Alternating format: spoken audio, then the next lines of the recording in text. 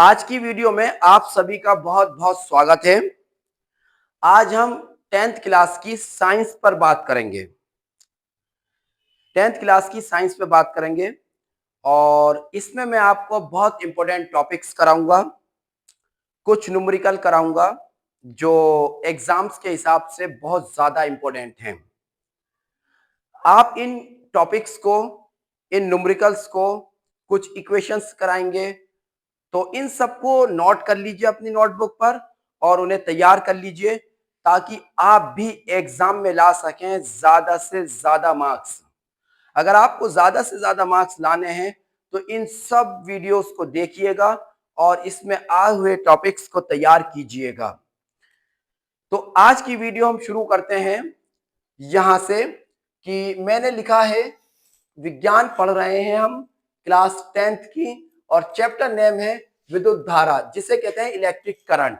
Electric current, ये सारे topic important हैं, सभी टॉपिक्स इंपॉर्टेंट हैं। मैंने इन्हें लिख क्यों लिया, ताकि आप नोट कर सकें। तो अब इन्हें शुरू करते हैं हम। पहले नंबर पर आता है विद्युत आवेश। विद्युत आवेश क्या चीज है? तो किसी पदार्थ का वे गुण जिसके कारण पदार्थ में विद्युत तथा चुंबकीय प्रभाव उत्पन्न हो जाता है। किसी पदार्थ का वे गुण जिसके कारण उस पदार्थ में विद्युत तथा चुंबकीय प्रभाव उत्पन्न हो जाता है, विद्युत आवेश कहलाता है। चुंबकीय प्रभाव होता है जो अपनी ओर खींचने लगे। जब बिजली के तार जा रहे हैं, घर में भी बिजली के तार हैं, अगर इनमें लाइट नहीं आ रही है तो इन्हें हम पकड़ लें, छील के पकड़ लें, कोई फर्क नहीं पड़ेगा। लेकिन जिस वक्त इनमें करंट आ रहा है, लाइट आ रही है, हमने इन्हें छुआ तो ये पकड़ लेंगे, अपनी ओर खींच लेते हैं। इनमें भी चुंबकीय प्रभाव होता है। किसी पदार्थ का वेग गुण जिसके कारण पदार्थ में विद्युत तथा चुंबकीय प्रभाव उत्पन्न हो जाता है, विद्युत आवेश कहलाता है। विद्युत आवेश को क्यू से प्रदर्शित करते हैं, स्मॉल क्यू से प्रदर्शित करते हैं विद्युत आवेश को। विद्युत आवेश को स्मॉल क्यू से प्रदर्शित करते हैं। विद्युत आवेश एक अदिश राशि है। राशियां दो प्रकार की होती हैं, एक होती है सदिश राशि, एक होती है अदिश राशि। तो सदिश राशियां वे होती हैं जिनके परिमाण के लिए दिशा और परिमाण दोनों की आवश्यकता होती है। जिन्हें व्यक्त करने के लिए परिमाण और दिशा दोनों की आवश्यकता होती है, वो कहलाती हैं सदिश राशियां। और जिन राशियों को व्यक्त करने के लिए केवल परिमाण की आवश्यकता होती है, दिशा की जरूरत नहीं होती है, वो अदिश राशियां कहलाती हैं। तो विद्युत आवेश एक अदिश राशि है। विद्युत आवेश का मात्रा कूलम होता है, इसे सी से प्रदर्शित करते हैं। विद्युत आवेश का सूत्र है Q बराबर N इंटू ई। विद्युत आवेश का सूत्र है Q बराबर N इंटू ई।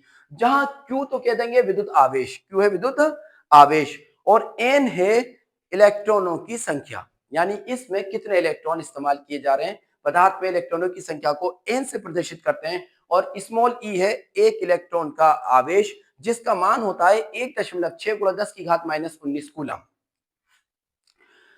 आवेश निम्न दो प्रकार के होते हैं, एक होता है धन आवेश और दूसरा होता है ऋण आवेश। उसके बाद एक टॉपिक ये लीजिएगा, विद्युत धारा। विद्युत धारा और विद्युत आवेश लगभग एक जैसी चीज है। विद्युत आवेश में जब दर लग जाती है, विद्युत धारा बन जाएगी।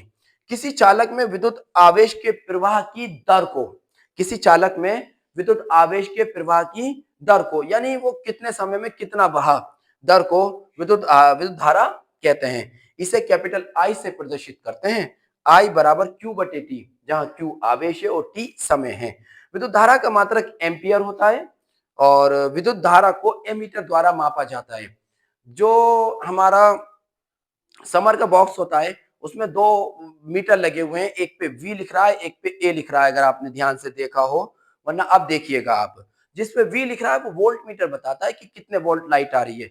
मसलन 200 वोल्ट आ रही है। अब अगर हमने अपने स्टेबलाइजर को बढ़ाया और 220 आने लगे तो लाइट थोड़ी सी तेज हो गई। वो इस बात को बताता है कि कितने वोल्टेज आ रहे हैं। और अमीटर बताता है कि कितना करंट आ रहा है, कितनी धारा आ रही है। तीसरे नंबर पर विद्युत विभव।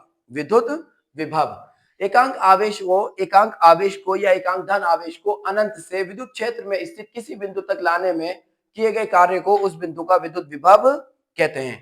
एकांक धन आवेश को अनंत से, आसमान से, अनंत से किसी बिंदु तक लाने में किए गए कार्य को उसका विद्युत विभव कहते हैं। इसे V से प्रदर्शित करते हैं।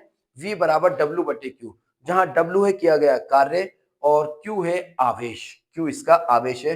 विद्युत विभव का मात्रक जूल प्रति कूलम या वोल्ट होता है।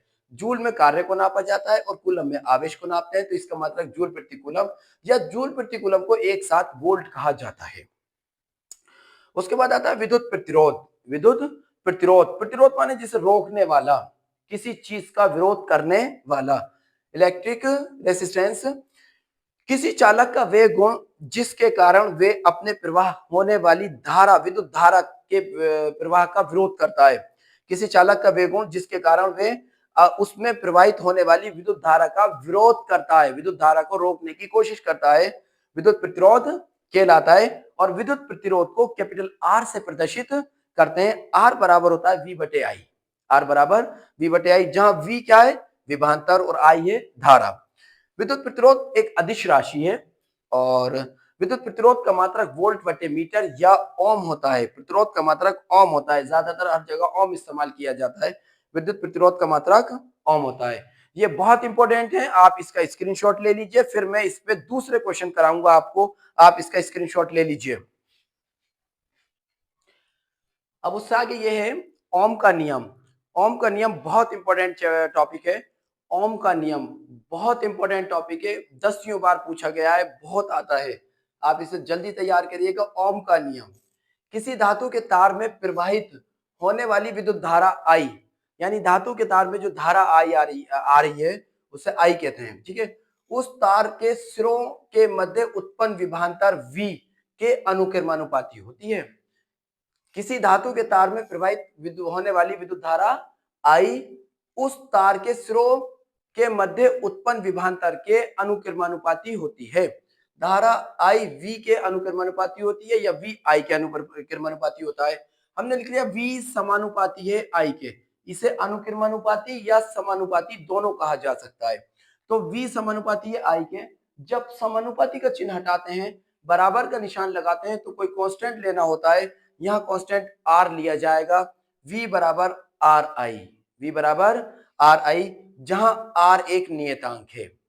इससे आगे बताना चाहें तो V है विभवांतर, R है नियतांक और I है धारा।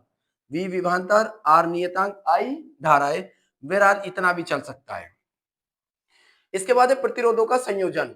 प्रतिरोधों का संयोजन, तो प्रतिरोधों के संयोजन में, प्रतिरोधों का संयोजन दो प्रकार से होता है, एक है श्रेणी क्रम और दूसरा है समांतर क्रम। अभी इसके बाद समांतर क्रम की बात करेंगे। फिलहाल हमने लिखा श्रेणी क्रम में प्रतिरोधों का संयोजन।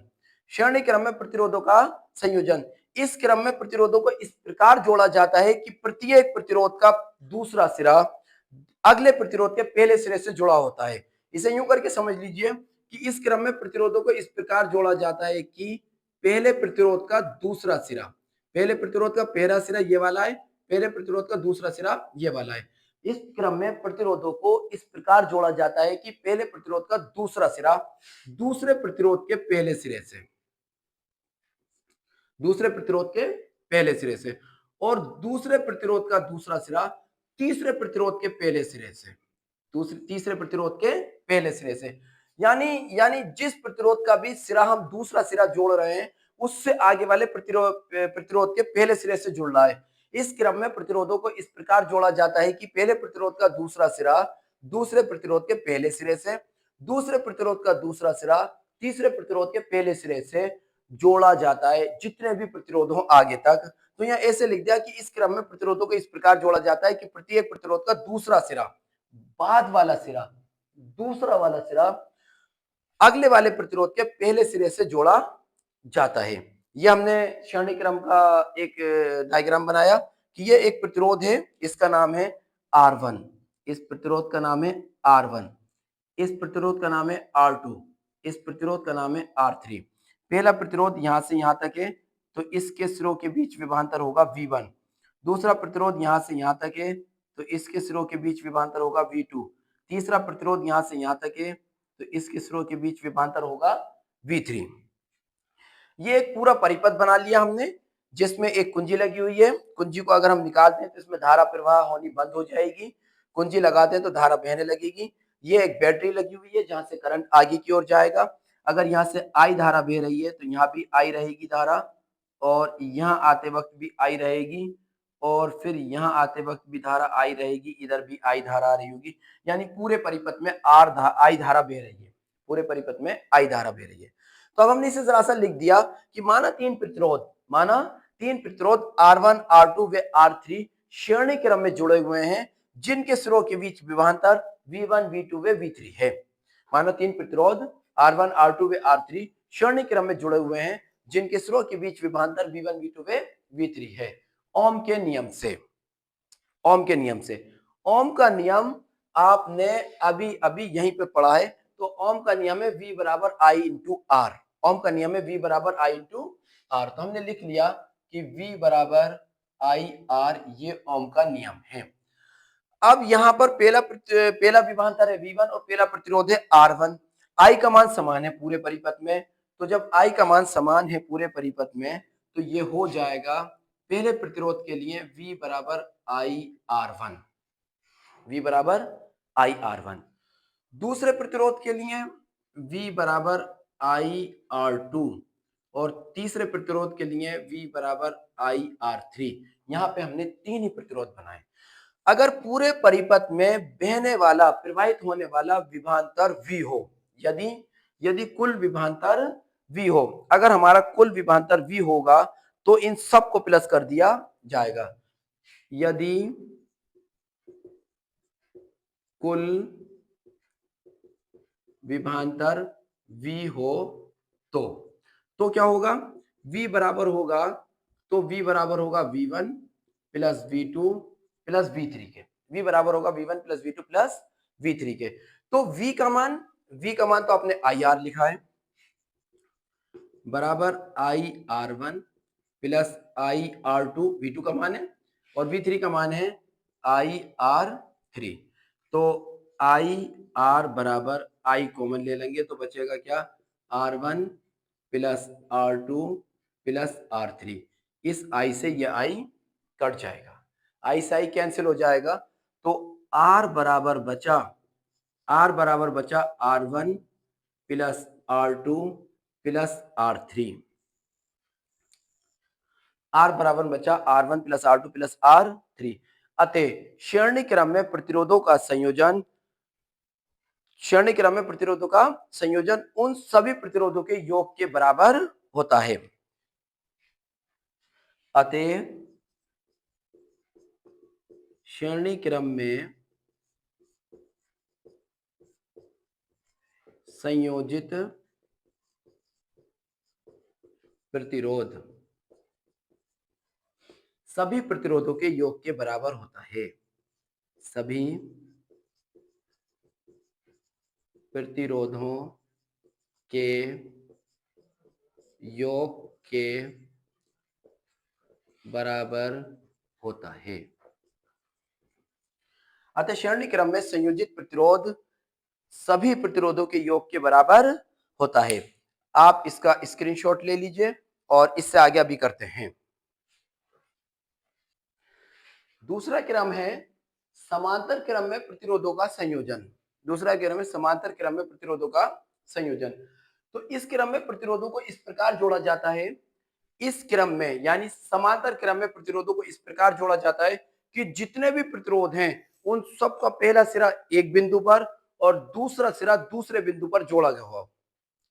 सभी प्रतिरोधों का पहला सिरा एक बिंदु पर और दूसरा सिरा दूसरे बिंदु पर जुड़ा हो। इस क्रम में प्रतिरोधों को इस प्रकार जोड़ा जाता है कि सभी प्रतिरोधों का पहला सिरा एक साथ और दूसरा सिरा एक साथ जोड़े हों। माना ये तीन प्रतिरोध हैं जिनका नाम है R1, R2 और R3। ये तीन प्रतिरोध हैं जिनका नाम है R1, R2 और R3। माना तीन प्रतिरोध R1, R2 व R3 हैं। इनमें प्रवाहित होने वाली धारा यहां तक तो I है, ये धारा यहां तक I है, इधर भी धारा I, लेकिन यहां से ये तीन जगह बढ़ गई, एक इधर और एक इधर। तो इसका नाम हो जाएगा I1, I2 और I3। तो हमने लिखा कि माना तीन प्रतिरोध R1, R2 व R3 हैं, इनमें प्रवाहित धारा I1, I2 व I3 है। यहाँ I1 धारा आएगी, यहाँ I2 आएगी और यहाँ से I3 आएगी, बाहर आके फिर ये I हो जाएगी और पूरे परिपथ में I धारा बहती रहेगी। तो ओम के नियम से। अच्छा, इनके सिरों के बीच विभवांतर जो होगा, विभवांतर होगा v, विभवांतर होगा v। इनके सिरों के बीच विभवांतर यहां से लेके यहां तक, क्योंकि ये एक ही परिपथ से जुड़े हुए हैं, तो इनके सिरों के बीच विभवांतर होगा v। अगर इनके सिरों के बीच विभवांतर v है तो ओम के नियम से, ओम के नियम से ओम ने कहा था कि v बराबर होता है I इंटू आर, v बराबर होता है I इंटू आर। अगर हम यहां से I का मान निकालें तो I बराबर आ जाएगा v अपॉन आर, I बराबर v अपॉन आर। v सबके लिए बराबर है। पहले प्रतिरोध के लिए, पहले प्रतिरोध के लिए I1 बराबर आएगा v अपॉन R1, दूसरे प्रतिरोध के लिए I2 बराबर आएगा v अपॉन R2, और तीसरे प्रतिरोध के लिए I3 बराबर आएगा v upon R3, v upon R3। पूरे परिपथ में बहने वाली धारा I है, क्योंकि कुल धारा I है, क्योंकि कुल धारा I है, तो कुल धारा I जो बराबर होगी वो इन सारी धाराओं के, इन सारी धाराओं के योग के बराबर होगी। तो हमने लिखा कि I बराबर होगा I1 plus I2 plus I3 के। I बराबर होगा I1 plus I2 plus I3 के। तो I का मान कितना है? I बराबर है V बटे R। I की जगह रख दिया V बटे R, I1 की जगह V बटे R1, I2 की जगह V बटे R2, I3 की जगह V बटे R3। इसे तो यूं ही रहने देंगे, V बटे R बराबर, यहां से V कॉमन ले लेंगे। जब यहां से V कॉमन ले लेंगे तो ये बचेगा 1 बटे R1 प्लस 1 बटे R2 प्लस 1 बटे R3। इस V से ये V एक बार कट जाएगा, एक बार कैंसिल होगा। जब ये वन टाइम कैंसिल हो जाएगा तो बचेगा क्या? 1 upon R is equal to 1 upon R1 plus 1 upon R2 plus 1 upon R3। अतः समांतर क्रम में संयोजित प्रतिरोधों के तुल्य प्रतिरोध का व्युत्क्रम, व्युत्क्रम माने एक बटे, क्योंकि ये व्युत्क्रम में आ रहा है, अतः समांतर क्रम में संयोजित प्रतिरोधों के तुल्य प्रतिरोध का व्युत्क्रम उन प्रतिरोधों के व्युत्क्रमों के योग के बराबर होता है। अतः समांतर क्रम में संयोजित तुल्य प्रतिरोधों के संयोजित प्रतिरोधों के तुल्य प्रतिरोध का व्युत्क्रम, तुल्य प्रतिरोध एक साथ सबको मिला के जो बना उसका व्युत्क्रम उन प्रतिरोधों के व्युत्क्रम के योग के बराबर होता है। आप इसका भी स्क्रीनशॉट ले लीजिए, अभी इसके आगे भी काम करते हैं। कुछ क्वेश्चंस ये आपके सामने लिखे हुए हैं, इन क्वेश्चंस को अभी सॉल्व करते हैं, इन्हें ध्यान से समझिए। छोटे छोटे क्वेश्चंस में इसे पूछ लिया जाता है।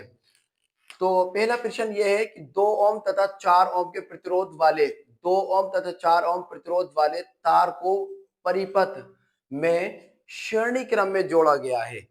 दो प्रतिरोध हैं जिनका एक का मान है 2 ओम, दूसरे का मान है 4 ओम, उन्हें श्रेणी क्रम में जोड़ा गया है। अगर आपको याद आ रहा हो तो श्रेणी क्रम ऐसा क्रम था यूं करके कि पहले प्रतिरोध का दूसरा सिरा दूसरे प्रतिरोध के पहले सिरे से जोड़ा गया हो, इसे कहते हैं श्रेणी क्रम। श्रेणी क्रम का ये प्रतिरोध R1 और ये प्रतिरोध R2। तो यहां पर जो दिया है, सॉल्व कर रहे हैं हम। पहला प्रतिरोध R1 बराबर है 2 ओम और R1 बराबर है 2 ओम और R2 बराबर है 4 ओम। किस क्रम में जोड़ा गया है? श्रेणी क्रम में। तो श्रेणी क्रम में R बराबर होता है R1 प्लस R2। अगर 3 प्रतिरोध होते तो उन्हें R1 plus R2 plus R3 लिख दिया जाता। तो R बराबर R1 की जगह 2 और R2 की जगह 4, तो R बराबर 6 ओम इसका आंसर आ गया। श्रेणी क्रम में जितने भी प्रतिरोध हों उन्हें R1, R2, R3 मान लीजिएगा और उन्हें सबको एक साथ प्लस कर दीजिएगा, R1 plus R2 plus R3 इसी क्रम में। दूसरा क्वेश्चन ये है कि 10 ओम 5 ओम के प्रतिरोधों को, तो R1 बराबर है 10 ओम, R2 बराबर है 5 ओम। R1 बराबर 10 ओम, R2 बराबर 5 ओम। प्रतिरोधों को समांतर क्रम में जोड़ा गया है। समांतर क्रम में इन्हें इस प्रकार जोड़ा गया है,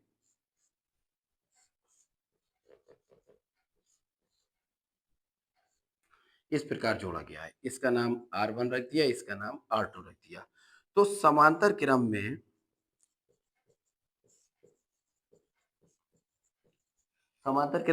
में एक बटा आर, समांतर क्रम में तुल्य प्रतिरोध निकालने का फॉर्मूला है 1/R बराबर 1/R1 प्लस 1/R2।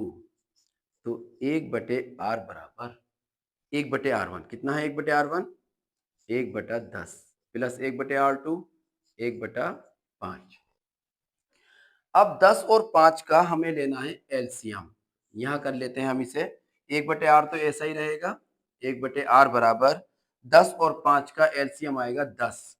10 से भाग देंगे तो 10 एकम 10, 1 एकम 1 ऐसा ही रहेगा। 5 से भाग देंगे 5 दूनी 10, 2 एकम 2। तो 1/R बराबर 2 और 1 3/10। तो R बराबर आ जाएगा 10/3 ओम। उल्टा हो जाएगा, जब हम R को उल्टा करेंगे तो 10/3 उल्टा हो जाएगा। R बराबर 10/3 ओम। ये प्रतिरोधों पर आधारित थे। एक सवाल यह है कि यदि किसी चालक में प्रवाहित धारा 2 एम्पियर है, प्रवाहित धारा को I से प्रदर्शित करते हैं, I बराबर है 2 एम्पियर, I बराबर है 2 एम्पियर तथा चालक पर उपस्थित आवेश 4 कूलम हो। आवेश को Q से प्रदर्शित करते हैं, Q बराबर है 4 कूलम, Q बराबर 4 कूलम, 4 कूलम हो तो आवेश के प्रवाह की का समय ज्ञात कीजिए, यानी T बराबर क्या? T बराबर क्या? अगर याद आ रहा हो तो धारा में हमने पढ़ा था I बराबर होता है Q अपॉन T, I बराबर होता है Q अपॉन T। लेकिन हमें यहाँ T का मान निकालना है, I का मान दिया है तो T इधर आ जाएगा हाफ क्रॉस मल्टीप्लाई से, T बराबर हो जाएगा Q अपॉन I इधर आ जाएगा। T का मान हमें ज्ञात करना है, Q का मान है 4 और I का मान है 2। 4 एकम 4, 2 एकम 2 और 2 दूनी 4, तो बराबर आ गया 2। इसका मतलब ये रहा कि T बराबर आ गया 2 सेकेंड। T बराबर आ गया 2 सेकेंड। यदि अगला सवाल है, यदि एक इलेक्ट्रॉन को अनंत से, तो इलेक्ट्रॉनों की संख्या दी है आपको n बराबर 1 इलेक्ट्रॉन, n बराबर 1 इलेक्ट्रॉन को अनंत से किसी बिंदु तक लाने में किया गया कार्य 64 जूल हो, तो कार्य को W से प्रदर्शित करते हैं। W बराबर है 64 जूल, W बराबर है 64 जूल। तो उस बिंदु पर कार्यरत विद्युत विभव का मान ज्ञात कीजिए, यानी V बराबर क्या? V बराबर क्या? अगर फॉर्मूला याद आ रहा हो आपको तो V बराबर होता है W बटे Q, V बराबर W बटे Q। अब हमारे पास W तो है लेकिन Q नहीं है। फिर याद आ रही हो आपको बात, तो Q बराबर होता है N इंटू ई, Q बराबर N इंटू ई। तो Q बराबर N की जगह 1 और E होता है इलेक्ट्रॉन का आवेश। इसका मान होता है 1.6 गुणा 10 की घात -19 कूलम। 1 में गुणा करेंगे तो Q का मान रहेगा 1.6 गुणा 10 की घात -19 कूलम। ये आवेश का मान आ गया। तो V बराबर W बटे Q में इसे रख देते हैं। V बराबर W की जगह 64 बटे Q 1.6 गुणा 10 की घात -19। अगर हम यहां से दशमलव हटा दें तो यहां 10 आ जाएगा। 16 एकम 16 और 16 चौका 64, 4 बार हो गया। तो ये आया 4 गुणा 10 गुणा 10 की घात 19 को ऊपर लेके जाएंगे तो 10 की घात -19 ऊपर जाके प्लस की हो जाएगी। अगर ये प्लस की हो जाएगी तो इसे हम और सॉल्व करते हैं। 4 तो ये रहा, आधार एक जैसे हैं, इनकी घातें जुड़ जाएंगी, यहाँ कोई घात नहीं है तो 1 होगी। तो ये आ जाएगा 10 की घात 19 और 1 20, इसका मात्रक होगा वोल्ट। ये चारों क्वेश्चन आप कर लीजिए, सॉल्व कर लीजिए, समझ लीजिए, इसका स्क्रीनशॉट ले लीजिए। अभी बड़े क्वेश्चन कराते हैं। एक सवाल यह है आपके सामने कि चित्र में R1 बराबर 20 ओम, R2 बराबर 60 ओम, R3 बराबर 40 ओम, R4 बराबर 20 ओम तथा R5 बराबर 80 ओम है तथा प्रतिरोधों के इन विन्यास को 20 वोल्ट की बैटरी से जोड़ा गया है। 20 वोल्ट की बैटरी से इन्हें जोड़ा गया है। यहां पर हम लिख सकते हैं 20 वोल्ट। 20 वोल्ट की बैटरी से इसे जोड़ दिया गया है। ज्ञात कीजिए, ये चित्र दिया हुआ है। जब कहा चित्र में तो चित्र एग्जाम में दिया हुआ होगा। ज्ञात कीजिए नंबर 1 परिपथ में कुल प्रतिरोध, यानी टोटल कुल प्रतिरोध कितना होगा और प्रवाहित परिपथ में प्रवाहित कुल धारा कितनी होगी। R1 का मान दिया है 20 ओम, या चाहो तो लिख दीजिए 20 ओम। R2 का मान दिया है 60 ओम, R3 का मान है 40 ओम, R4 का मान है 20 ओम और R5 का मान है 80 ओम। 80 ओम। अब पहले नंबर पे हमें ज्ञात करना है कुल प्रतिरोध। अगर हमें कुल प्रतिरोध ज्ञात करना है नंबर 1 के लिए, कुल प्रतिरोध हम ज्ञात कर रहे हैं, तो नंबर 1 को हमने सॉल्व करना शुरू किया और इसमें लिखा कि चूंकि R1 व R2 समांतर क्रम में हैं, R1 व R2 समांतर क्रम में हैं, R1 व R2 समांतर क्रम में है, तो समांतर क्रम में इनके तुल्य प्रतिरोध का फॉर्मूला जो था वो ये था कि 1/R बराबर 1/R1 प्लस 1/R2। 3 होते तो 1/R3 भी प्लस कर देते। अभी हम इन दोनों को एक करेंगे, फिर इन तीनों को एक करेंगे, फिर ये और ये श्रेणी क्रम में आ जाएंगे। तो यानी अभी आंसर वाला R नहीं निकल रहा, इसलिए मैंने यहाँ पे डैश लगा दिया है कि 1/R डैश बराबर है 1/R1 plus 1/R2। 1/R dash बराबर 1/R1। 1/R1 का मान है 20, R1 की जगह 20 प्लस 1/R2 की जगह 60, तो यहाँ आएगा 1/60। 1/60। 1/R डैश बराबर 20 और 60 का एलसीएम 60 आएगा। 20 तिया 60, 3 बार गया 3 एकम 3 प्लस 60 एकम 60, एक बार गया तो 1 एकम 1, 60 एकम 60, 1 एकम 1। अब अगर हम इसे और सॉल्व करते हैं तो 3 और 1 4/60। हमें निकालना है R डैश का मान, तो R डैश बराबर हो जाएगा 60/4। इन्हें उल्टा कर देंगे दोनों को, 1/R डैश को R डैश बटे 1 कर दिया तो ये 60/4 हो गया। 4 एकम 4, 4 एकम 4 बचे तो 4 पंजे 20, तो R डैश का मान आ गया 15 ओम। R डैश का मान आ गया 15 ओम। अब इससे आगे हमने लिखा कि R3, R4 और R5, तो ये भी समांतर क्रम में है, क्योंकि R3, R4 व R5 समांतर क्रम में है।